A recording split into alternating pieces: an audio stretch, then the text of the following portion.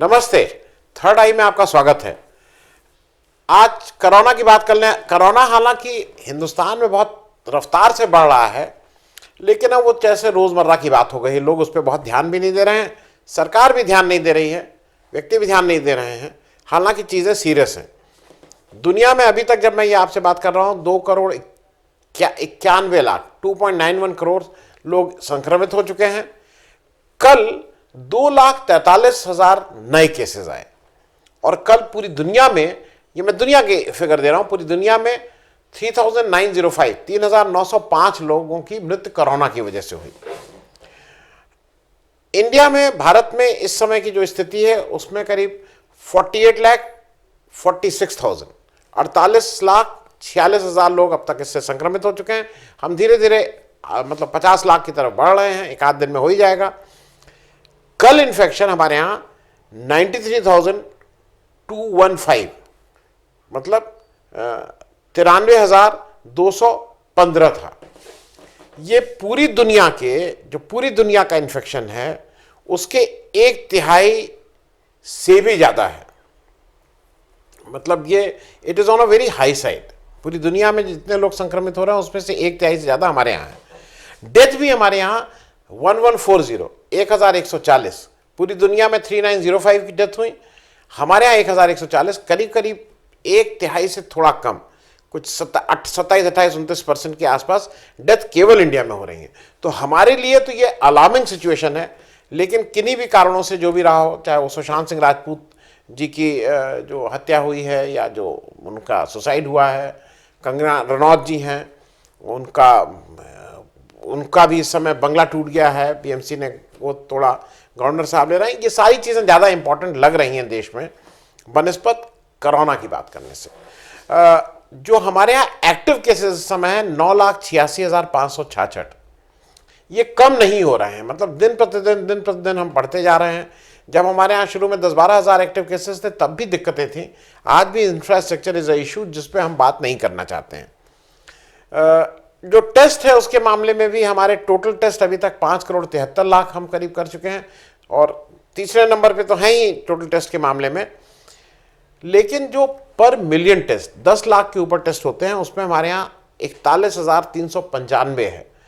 दुनिया के 114वें देश हैं जहाँ पे इतनी कम रफ्तार से टेस्टिंग हो रही है। अब जरा बात कर लें, थोड़ा एक नया फिर से आया डिटेंशन सेंटर। उत्तर प्रदेश थोड़ा इधर कुछ चीज़ों में नई चीज़ों में रहा। उसमें पहली बात उत्तर प्रदेश में हुआ, एक डिटेंशन सेंटर की बात हुई। और अभी ये दैनिक भास्कर के हवाले से खबर छपी, उसकी फोटो भी हैं कि यूपी का पहला डिटेंशन सेंटर जो गाजियाबाद के नंदग्राम में, जहाँ पे में वो रंग रोगन करके बना के उसको हैंडओवर कर दिया गया उत्तर प्रदेश सरकार को, उत्तर प्रदेश पुलिस को।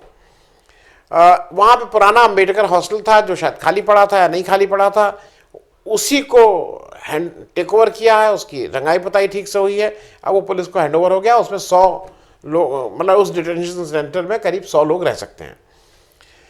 ये खबर इसलिए फिर से ज़रूरी है कि अब आप एक ये वीडियो क्लिप देख लीजिए कि कांग्रेस और अर्बन नक्सलियों द्वारा उड़ाई गई डिटेंशन सेंटर की अफवाहें सरासर झूठ है, बद इरादे वाली है, देश को तबाह करने के नापाक इरादों से भरी पड़ी है।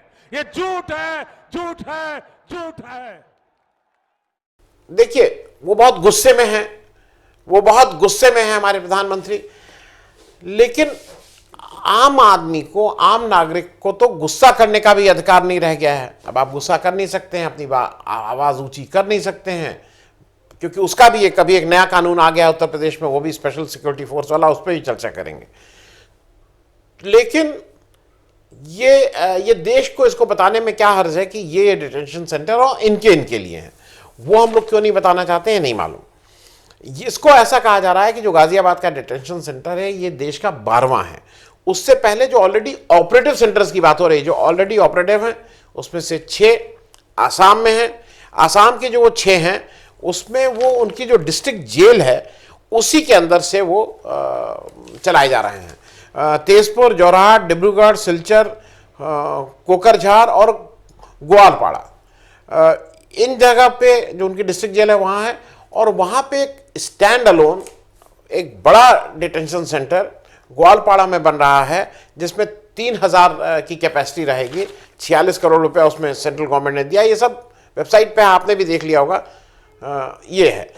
उस 6 आसाम में हो गए, फिर एक दिल्ली में चलता है 7, गोवा में एक है 8, राजस्थान में अलवर जेल में ये चल रहा है 9, पंजाब में अमृतसर जेल में चल रहा है 10, और बेंगलोर में भी एक है, ये 11। ये 11 तो ऑलरेडी हैं ही। इसके अलावा वेस्ट बंगाल भी अपने यहाँ प्रपोज कर रही है 2 नए सेंटर खोलने की। वेस्ट बंगाल ने कहा है कि वो न्यू टाउन और बोनगांव में नए 2 सेंटर खोलेंगे। और वेस्ट बंगाल के बारे में एक इंटरेस्टिंग बात बता दें कि जो ये वो लोग हैं जो वेस्ट बंगाल में जहाँ पे ऐसे कैदी जिन्होंने अपना पूरी जेल की जो भी उनकी सजा थी वो पूरी कर ली है, और वो फॉरेनर हैं, फॉरेन नेशनल हैं, और अपने डिपोर्शन मतलब अपने बाहर जाने का इंतजार कर रहे हैं कि कब उनको सरकार यहाँ से बाहर भेजेगी। बंगाल में एक और वो बता दूं, टोटल फॉरेन नेशनल्स जो हिंदुस्तान के डिटेंशन सेंटर या जेल में हैं उसमें से 52% केवल बंगाल में है, और बंगाल में जो फॉरेन नेशनल्स जेल में हैं उसका 55% केवल बांग्लादेशी हैं। ये मैंने कहा आपको बता दूं। महाराष्ट्र में भी इस तरह के डिटेंशन सेंटर खोलने की बात देवेंद्र फडणवीस साहब ने कही थी, लेकिन अभी उद्धव ठाकरे जी जो नए मुख्यमंत्री हैं उन्होंने कहा है कि हम इस तरह का कोई डिटेंशन सेंटर महाराष्ट्र में नहीं खोलेंगे। अब ये जरा समझ लें कि ये डिटेंशन सेंटर होता क्या है, क्योंकि अमेरिका में बहुत कॉमन आप सुनते होंगे डिटेंशन सेंटर। कुछ लोगों को जब इसकी बात करें तो हिटलर के ज़माने में जिस तरह से यहूदियों को, ज्यूज़ को उन्होंने जलाया था, वो कंसंट्रेशन कैंप था, डिटेंशन सेंटर नहीं था। लेकिन कुछ लोग उससे रेफर करने लगते हैं, वो एक अलग तरह का वो था, वो तो कंसंट्रेशन सेंटर था। अब ये होता क्या है, ये वो है कि जहां पे इलीगल इमिग्रेंट्स जो डिक्लेयर हो चुके हैं फॉरेनर कोर्ट में, हम लोग के यहाँ जो एक कोर्ट होती है उसको फॉरेन कोर्ट बोला जाता है, या ट्रिब्यूनल के द्वारा जब एक बार ये डिक्लेयर हो जाते हैं कि फॉरेन नेशनल हैं, उनको यहाँ नहीं रह सकते हैं, उनके रहने की अवधि भी नहीं है, उनके पास कोई वीसा ईसा भी नहीं, तब उनको विदेश भेजने के लिए जब वो वेटिंग पीरियड है उस चीज़ को कहते हैं। या पे उन्होंने कोई अपराध किया है और उस अपराध में उनको सजा हुई है, जो सजा पूरी हो गई है, तब वो जब वेट कर रहे होते हैं वापस जाने का, तो उसको उस समय इनको डिटेंशन सेंटर में रखने की बात होती है। अच्छा, ये जो पावर टू डिपोर्ट है, यहाँ से बाहर भेजने की पावर, ये सेंट्रल गवर्नमेंट के पास है। लेकिन स्टेट गवर्नमेंट डिटेंशन सेंटर अपने बिना सेंट्रल गवर्नमेंट से पूछे भी अपने डिटेंशन सेंटर बना सकती है। अब इसमें एक थोड़ा सा कैच है। वो कैच ये है जो अभी हाल के दिनों में आसाम के एनआरसी जब बना उसके रेफरेंस में ये कैच है कि अगर मान लीजिए आपने ये आइडेंटिफाई कर लिया कि भाई ये फॉरेन नेशनल हैं, ये इलीगल हैं, इलीगल इमिग्रेंट्स हैं या जो भी हैं, इनके पास कागज़ नहीं, तो इनको आप जब बाहर जिस भी देश भेजना चाहेंगे, वो देश जब ये मानेगा कि ये मेरे यहाँ के मतलब रहने वाले हैं, मेरे देश के नागरिक हैं, तभी तो लेगा ना। अगर वो ये सुनने को तैयारी नहीं, वो कहता है मेरे यहाँ के नागरिक नहीं है, जैसा कि असम में हो रहा है। असम में जब एनआरसी हुई 32-33 मिलियन, करीब 3-3.25 करोड़ लोगों की, उसमें से आज की तारीख में जो फाइनल हुआ है, करीब करीब 19 लाख लोगों को उस एनआरसी नेशनल रजिस्टर जो ऑफ सिटीजनशिप है उसमें स्थान नहीं मिला है। तो टेक्निकली वो इस देश के नागरिक नहीं हैं। अब वो कहाँ के नागरिक हैं, ये एक बड़ा प्रश्न है, क्योंकि उसमें हिंदू भी है, मुसलमान भी है। तो जब तक उनको कोई दूसरा देश ये मानने को ना तैयार हो हमारे के नागरिक हैं, तो इनका किया क्या जाएगा। तो डिटेंशन सेंटर का भी से क्या पर्पस सर्व होगा, ये थोड़ा सोचने वाली बात है। इनका मैं कोड भी बता दूं, जो इनका फॉरेन ट्रिब्यूनल बोला जाता है, ये कैसी जुडिशियल मतलब इसको थोड़ी पावर रहती है कोर्ट वाली भी, लेकिन इसके खिलाफ अपील हाई कोर्ट और सुप्रीम कोर्ट में आदमी कर सकता है। अभी हाल के दिनों में ये भी एक आया है, एक PIL की हुई थी, और उसमें एक ये भी आया है अभी डिसीजन कि अगर कोई व्यक्ति 3 साल से ज़्यादा इन डिटेंशन सेंटर में रह रहा है, तो उसको 1 लाख रुपए की अगर वो जमानत देता है और 2 लोकल जमानतदार देता है, तो उसको छोड़ा जा सकता है। इसमें एक इंटरेस्टिंग बात और है कि हरीश मंदर साहब हैं, उन्होंने 2018 में असम की जो डिटेंशन सेंटर हैं वहाँ विजिट किया था, और वहाँ पे जो जिस तरह से अमानवीय स्थिति में उनको रखा जा रहा था, और ये डिटेंशन सेंटर में 2016 के आसाम जेल मैनुअल के हिसाब से उनको रखा गया था, उसके अगेंस्ट उन्होंने एक PIL की थी। और उसी को मद्देनजर रखते हुए अभी जनवरी 2020 में सेंट्रल केंद्र सरकार ने एक model detention centre manual release किया है कि भाई डिटेंशन सेंटर जैसे जेल मैनुअल होती है कि इनको क्या क्या सुविधाएं होंगी, इनके क्या क्या, एक दिशा निर्देश जारी किया है। तो पहली चीज़ ये है कि एक तरफ हमारे प्रधानमंत्री जी कहते हैं कि कोई डिटेंशन सेंटर नहीं है, दूसरी तरफ एक मैनुअल भी वो की जा रही है। खैर, एक और बात कह के जल्दी से बात समाप्त करूंगा। अभी कल परसों में कल ही शायद उत्तर प्रदेश में एक नया चला है न्यू स्पेशल सिक्योरिटी फोर्स। ये आ गया है कि भाई अब यूपी में भी न्यू स्पेशल सिक्योरिटी फोर्स बनेगा। 8 बटालियन 1747 करोड़ के खर्च के साथ रेस की जाएंगी। उनका बेसिक इंफ्रास्ट्रक्चर PAC से आएगा, जो लॉजिस्टिक या उनके रहने की जगह हैं, और ये on the lines of CISF रहेंगी। इसमें जो सबसे बड़ी बात है, ये किस लिए बनाई जा रही हैं? ये बनाई जा रही हैं, ये सुरक्षा करेंगे कोर्ट की, ये सुरक्षा करेंगे एयरपोर्ट की, ये सुरक्षा करेंगे मेट्रोज की, बैंक की, गवर्नमेंट ऑफिसर्स की, इत्यादि इत्यादि। अब ऐसा भी कहा गया उस ट्वीट के बाद, और ये सब पेपरों में निकला है कि ये उत्तर प्रदेश के चीफ मिनिस्टर का ड्रीम प्रोजेक्ट है। ये CISF की लाइन पे, जैसे CISF हमारे इंडस्ट्रियल सिक्योरिटी फोर्स है, एयरपोर्ट की, इंडस्ट्रियल इंस्टीट्यूशंस की, इंस्टॉलेशंस की वो सुरक्षा करती है, वैसे ये भी करेंगे। इसमें एक बहुत अनलिमिटेड पावर्स दी गई हैं कि any member of this force can arrest और search any person without any warrant और any order from the magistrate और एनीवेयर। मतलब अगर उसको लगता है कि मुझे इनकी सर्च करना है या अरेस्ट करना है, तो वो इनको सर्च या अरेस्ट कर सकता है।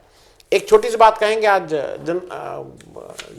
अपने जस्टिस लोकूर ने आज जब प्रशांत भूषण के केस में अभी वो कुछ बोल रहे थे, आज उन्होंने 1 रुपया जब जमा किया है उस समय बोल रहे थे, उन्होंने एक बहुत मौके मार्के की बात कही। उन्होंने कहा ये हिंदुस्तान में जब भी कॉन्स्टिट्यूशन बना, जब भी जेल हुआ, जब भी ये हुआ कि लीगल ऐसे काम करेगा, लॉ ऐसे काम करेगा, तो एक बात हुई थी प्रिवेंटिव डिटेंशन की।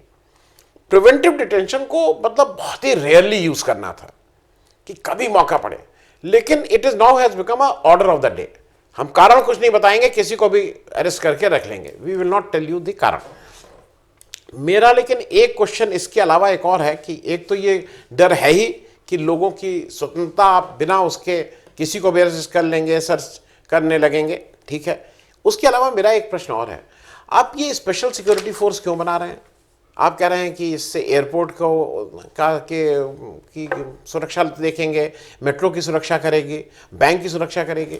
एयरपोर्ट आप प्राइवेट हाथों में दे रहे हैं, उन प्राइवेट लोगों को अपनी प्राइवेट सिक्योरिटी वो करने दीजिए। Why government should be bothered about it? Metro आज मतलब जिस पैसे से चल रही है, जिस घाटे में चल रही है, मेट्रो को अपने हिसाब से करने दीजिए। बैंक आज इसके सारी स्टेक्स बाहर हो रही हैं, प्राइवेट हाथों में जा रहा है, तो बैंक के लिए हम और आप क्यों पैसा दें? तो ये भी एक प्रश्न है कि स्पेशल सिक्योरिटी फोर्स सरकार फोर्स बनाए और इन लोगों को, जो प्राइवेट लोगों को सरकारी उपक्रम दिए जा रहे हैं, उनकी सुरक्षा की जिम्मेदारी सरकार करे। अरे भाई, अपने सिक्योरिटी गार्ड लगाओ लॉ एंड ऑर्डर के लिए, या जो भी तुम्हारा अरेंजमेंट है। Why you are trying to do get this thing done by government? एक बहुत बेसिक प्रश्न है। तो अंत में फिर से ये डिटेंशन सेंटर की बात कोरोना की वजह से बीच में दब गई थी, अब NRC CAA की बात फिर से शुरू हो गई है, तो कहीं ना कहीं ये सारी चीज़ें एक दूसरे से लिंक्ड हैं। NRC असम में आया तो 6 डिटेंशन सेंटर वहाँ हैं, विच इज़ अ फैक्ट। धन्यवाद।